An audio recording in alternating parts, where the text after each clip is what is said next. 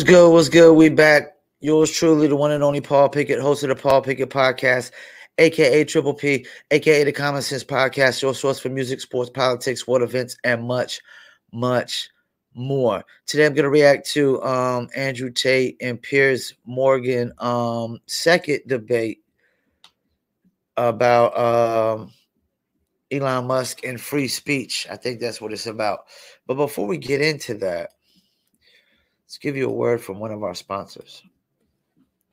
That turn, that lit, that slap. It is that one. That hey, everybody talk about this new drink. Like that's that turn, that lit, that slap. It is that one. That hey, everybody talk about this new drink. They like, check out DizzleBrand.com. Dizzle is a premium luxury liqueur mixed with agave, tequila, French cognac, and orange liquor mango mix. Distill your Dizzle on ice, and it's nice. Go to DizzleBrand.com, click on our locations, and click on one of the top 3 website links, and you can order your very own bottle or bottles of Dizzle premium luxury liqueur. Must be 21 and over. Shipping and handling is included. And if you're located in California, Oklahoma, Kansas, or Arkansas, just scroll below those website links and you'll see locations in those states as well. And they got the Dizzle brand merch as well on DizzleBrand.com. Click on store, or you can go to Etsy. That's etsy.com/shop/Dizzle brand. Etsy.com/shop/Dizzle brand. Okay, let's get into it. Andrew Tate, whose videos have been viewed billions of times online, but he's been banned from pretty much every mainstream social media platform, including Twitter. Andrew Tate, welcome back to Piers Morgan Uncensored.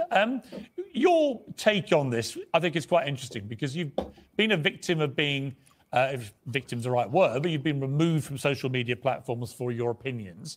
Elon Musk has dedicated himself, he says, to restoring free speech. Do you think that's going to include you, for example? I don't think it matters if it includes me or not. I think what's important is that free speech is the #1 weapon against absolute tyranny. And although you cannot have complete free speech because then conversations completely break down into asinine insult fests, I do like the idea of the changing of the guard when it comes to control over information. Is it possible, Andrew Tate, to actually police something like Twitter, to be a platform for genuine free speech? Or is it so toxic and tribal now that whatever happens, before we had all the people on the right screaming away that they were being no platformed and so on. Now you've got all the people on the left screaming that they're being diminished in some way. It's very tribal, very toxic. Can Musk cut through that? And if so, how?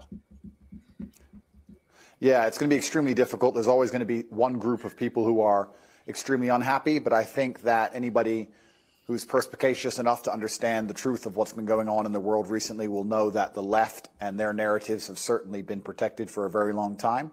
And the universe has swings and balances, and God often restores balance to the universe, and perhaps it might swing the other way for a while. I truthfully am a person who believes that all points of view are extremely important, because as soon as you block points of view, you have absolute tyranny. And in a way, it's sort of self-defeating, isn't it? Because you carried on getting huge attention. It was interesting to me that when you came on the show, for example, we've had, I think, nearly 6 million people have viewed the whole interview that we did, which is a huge number of people, certainly far higher than watched it on conventional television. So you have a whole world out there online which operates away from social media platforms. Yeah, I've been very, very successful in spite of them, but not many people can do that. I'm in a pretty unique position, but I think that everybody needs a voice to a degree, and social media platforms are now the most important platforms on the planet. They control information, and they influence real-world decisions, and they influence people's perception of reality. The last few years of COVID have been a perfect example of what happens when you censor one side of the argument and you only allow one point of view to be purported by the Matrix in and of itself, and that's how you end up in tyrannical situations. I think you were just discussing that, Piers. Yeah, I think that's a perfectly valid point. People have quite rightly held me to task over some of the positions I took during the COVID pandemic, notably when the scientists said as a definitive fact that you couldn't transmit the virus if you had the vaccine. It turned out that wasn't true.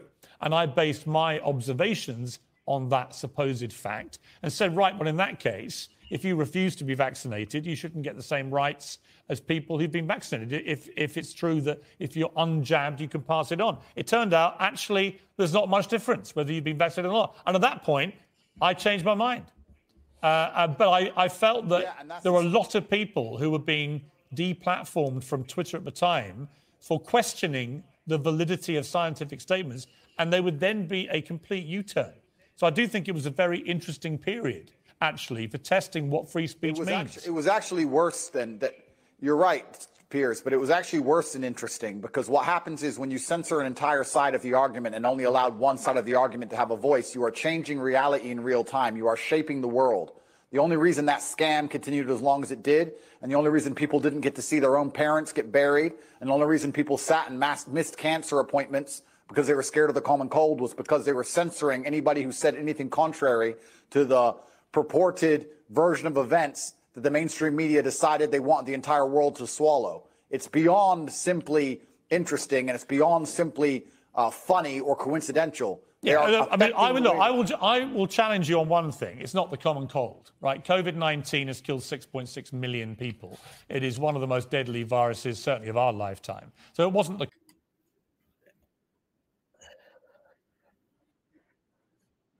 Let me tap in real quick. I agree with Piers Morgan. It's not the common cold, but it was more like the flu. It was more like the flu, I would say.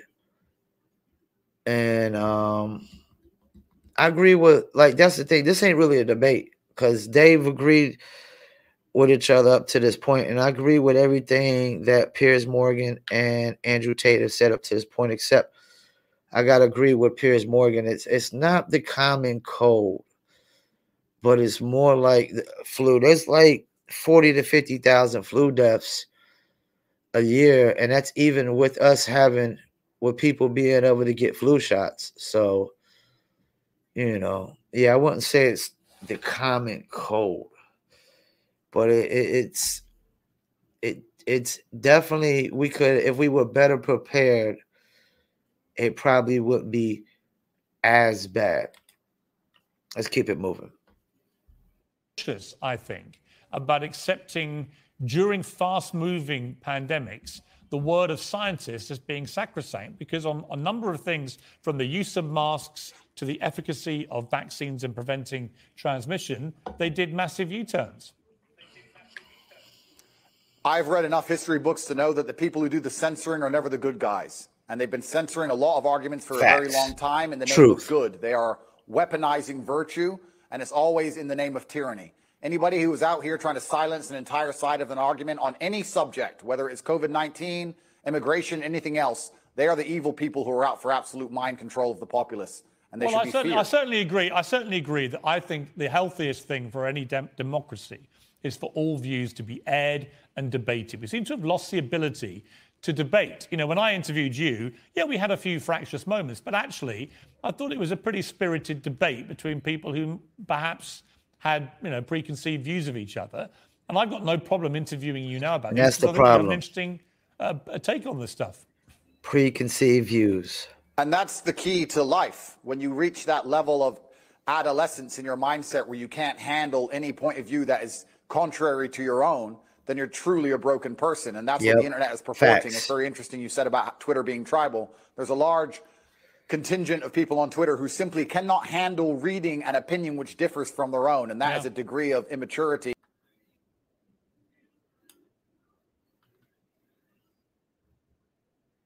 And let me tap into that. Oops, damn.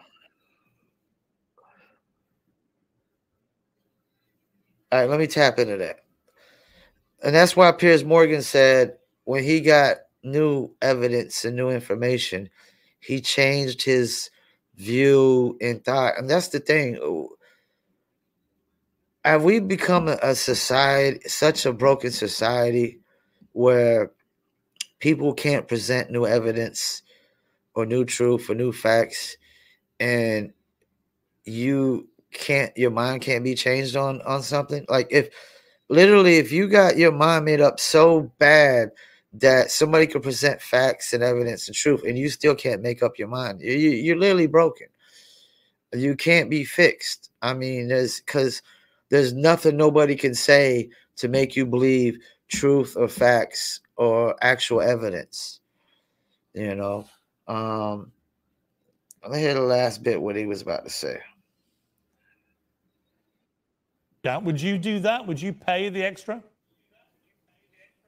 I think that social media companies for a very long time have lived in an absolute fantasy where they've printed money from thin air by charging people for pixels, and they grew into these large conglomerates with too many staff sitting around doing nothing, having coffee breaks. And Elon Musk is a businessman. He's walked into the office and he's firing a bunch of people who are messing around doing nothing, and he wants his business to make money, as it absolutely should. And how he decides that happens is his prerogative.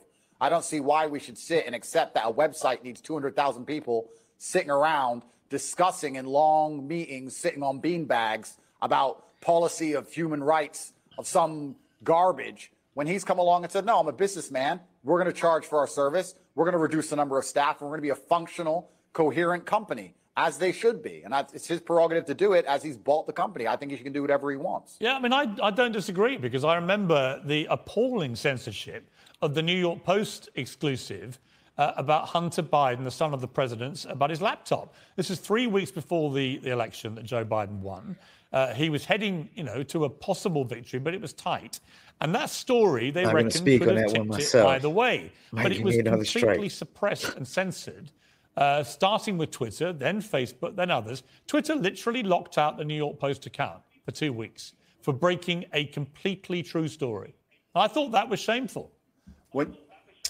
It's worse than shameful. It's worse than shameful. When you control information, you control the real world. They affect the real world in real time. They are genuinely affecting the reality people live in. They are not just a company. They're not just a social media platform. It affects absolutely every single person on the planet when it changes who is elected.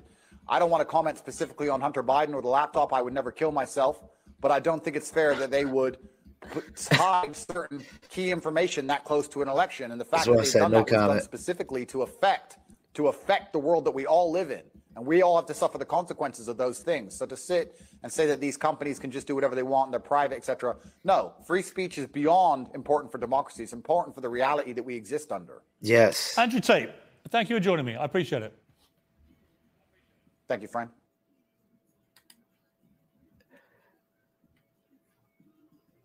That last thing he said was important. It's not just about free speech being important for democracy. It's important for reality. What does he mean? Like, reality. What is reality? Truth, facts, proof, evidence. Not some fairy tale imaginary world that a lot of people are living in. Like the people that think everybody should just love each other. Well, hate is part of the balance of love and hate. Good and evil, light and dark. Day and night, all these things are part of the balance, and you want to just eliminate one, or think you can eliminate one. And that's the thing, you can't eliminate hate. People are going to, I hate broccoli, I hate asparagus, I hate peas. I'm not too big. There's a lot of things. I mean, I don't hate peas, I can eat them, but there's a lot of things, foods out there that I hate. There's TV shows I hate. People are always going to hate something because, it's the opposite of the things you love. The things you hate are completely opposite of the things you love. So yes, free speech is critical for reality, because without free speech, then we're going to get lies, no truth, no proof, no facts, and no evidence whatsoever. I definitely agree. That wasn't really a debate. I think they disagreed on one thing, and that was it.